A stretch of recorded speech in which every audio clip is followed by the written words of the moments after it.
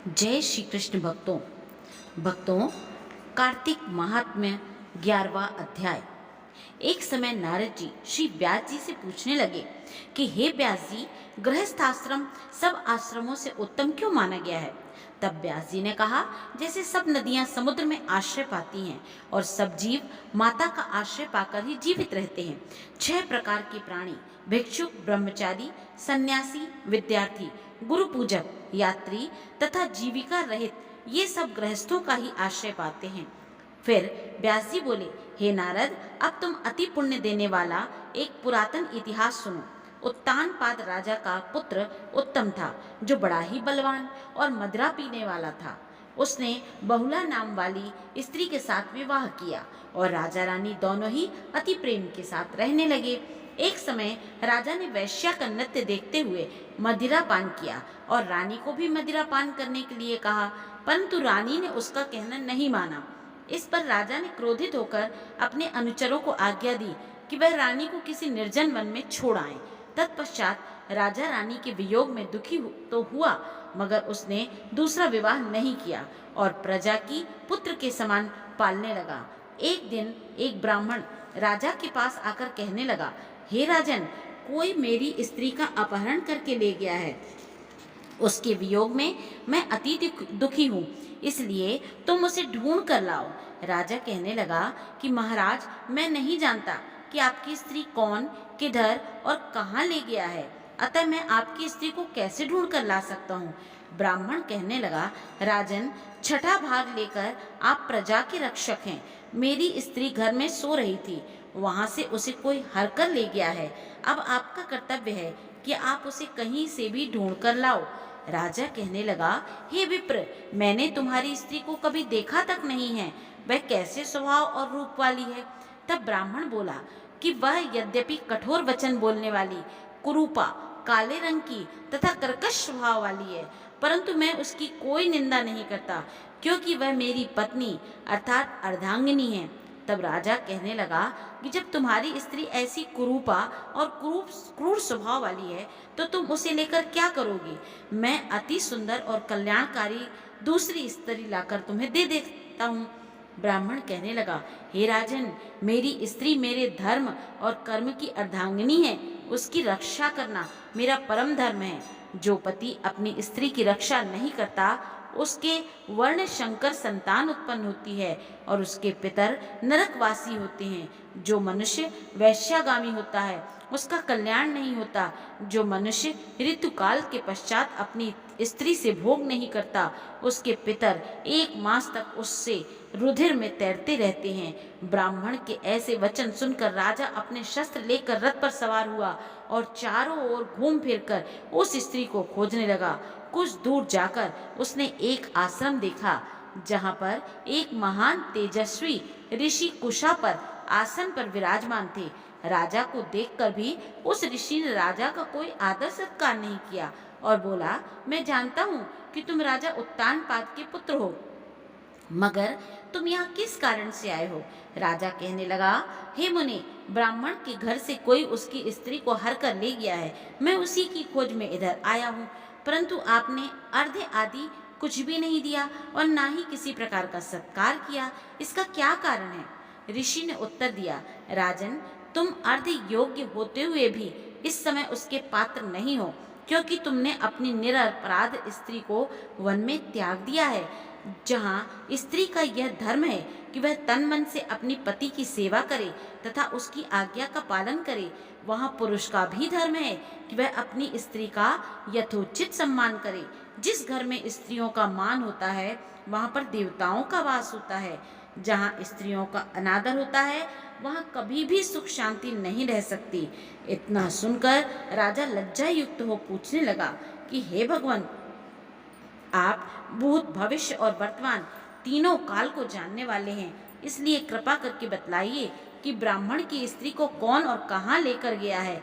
ऋषि कहने लगे, राजन, अदिति का पुत्र वलाक नामक राक्षस उस ब्राह्मणी को उत्पलावर्तक वन में हर कर ले गया है। सो जाओ और उसको ढूंढकर ब्राह्मण का संयोग कराओ। राजा ने मुनि को प्रणाम किया और अपने रथ पर सवार होकर मुनि के बताए मार्ग पर जाकर उत्पलावर्तक वन में जा पहुंचा। वहां जाकर देखा कि एक स्त्री बिल फल खा रही है। जैसा ब्राह्मण ने बताया था वैसा ही उसका रूप रंग देखकर राजा ने उसे पहचान लिया और कहा कि हे कल्याणी, तुम कौन हो और इस वन में कैसे आई हो? ब्राह्मणी बोली, मैं अति रात्र ब्राह्मण की पुत्री और विशाल पुत्र की स्त्री हूँ। मैं अपने घर में अकेली सो रही थी कि वलाक नाम वाला राक्षस मुझको हर कर यहाँ पर ले आया है। यहाँ लाने के बाद ना तो उसने किसी प्रकार का कोई कष्ट दिया और ना ही मेरा सतीत नष्ट करने की चेष्टा की। इतना होने पर भी मैं यहाँ अत्यंत दुखी हूँ।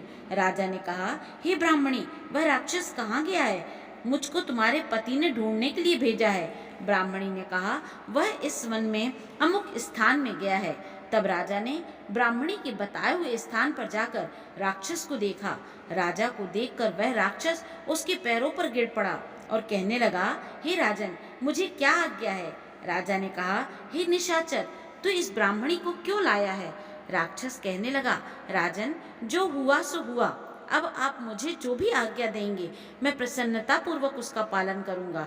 तब राजा ने कहा, हे निशाचर, यदि तू इस स्त्री के साथ विवाह करना चाहता है तो देख, यह अत्यंत कुरूपा है। यदि खाने का इरादा है तो वैसा कह। राक्षस कहने लगा कि हे राजन, मेरे घर में अनेक अप्सराएं हैं, उनको छोड़कर मैंने कभी किसी के साथ भोग की इच्छा नहीं की। मैं मांस भी नहीं खाता। मैं तो केवल पूर्व जन्म के पापों का प्रायश्चित कर रहा हूँ। इस ब्राह्मणी का पति राक्षसों को मारने का मंत्र जानता है। अतएव जब हम यज्ञ का अन्न ग्रहण करने के लिए जाते हैं तो हमको वहां से भगा देता है, क्योंकि सब यज्ञों का वही आचार्य बनता है। इसी कारण उस ब्राह्मण को दुखी करने के लिए मैं उसकी स्त्री को हर लाया हूँ, क्योंकि बिना स्त्री के पुरुष कर्म का अधिकारी नहीं होता। यह सुनकर राजा ने विचार किया कि यह राक्षस भी हमारी ही निंदा करता है। मुनि ने भी हमको अर्ध योग्य नहीं समझा। राजा अपने मन में ऐसा विचार कर ही रहा था कि राक्षस कहने लगा, राजन, मैं आपकी प्रत्येक आज्ञा का पालन करूंगा। इतना कह हाथ जोड़कर खड़ा हो गया। राजा ने कहा, हे निशाचर, तुम इस ब्राह्मणी को इसके घर छोड़ाओ और जब हम याद करें तब हमारे पास आ जाना। राजा की आज्ञा पाते ही वह राक्षस उस ब्राह्मणी को उसके घर छोड़ने चला गया। तब राजा सोचने लगे, मैंने अपनी निर्दोष स्त्री को घर से निकाल दिया, अब ऐसा कौन सा पुण्य कर्म करूं जिससे यह पाप दूर हो जाए। तब राजा पुनः उसी मुनि के पास गया और उसने अपने कर्तव्य को पूछा। मुनि ने कहा, हे राजन, पुरुष के लिए स्त्री धर्म, अर्थ, काम और मोक्ष सभी कुछ देने वाली है। स्त्री के बिना पुरुष को इस लोक में तथा परलोक में कहीं भी सुख नहीं मिल सकता। स्त्री चाहे कैसी भी खोटे स्वभाव वाली हो, मूर्ख हो, कुरूपा, रोगी, दरिद्री क्यों न हो, पुरुष को उसका सम्मान करना ही चाहिए। राजा कहने लगा, हे मुने, मैंने अपने निर्दोष एवं पतिव्रता स्त्री को बिना अपराध के त्याग दिया, अब मैं क्या करूं? तब मुनि ने कहा, हे राजन, तुम्हारी स्त्री को शतापात नाम के नाग के वन में घूमते हुए देखा तो वह उसको पाताल लोक में ले गया है। उस नाग की नंदा नाम वाली एक कन्या है, उसने अपने घर में उसको छिपा रखा है। यह सुन राजा वहां से अपने घर आया और ब्राह्मण को स्त्री सहित अपने घर में देखकर बहुत प्रसन्न हुआ। तत्पश्चात राजा ने वलाक नामक राक्षस को याद किया तो वह तुरंत ही राजा के पास आकर उपस्थित हो गया। वलाक को देख राजा ने उसे पाताल लोक से अपनी स्त्री को लाने का आदेश दे दिया। उसके बाद वह राक्षस पाताल लोक गया और वहां से राजा की स्त्री को लाकर उसको सौंप दिया। तत्पश्चात राजा रानी बड़े प्रेम से रहने लगे। नारद जी कहते हैं, हे राजा पृथु, हमने तुमको गृहस्थाश्रम महात्म्य अति विस्तार से सुनाया, अब और क्या सुनने की इच्छा है सो कहो। इति श्री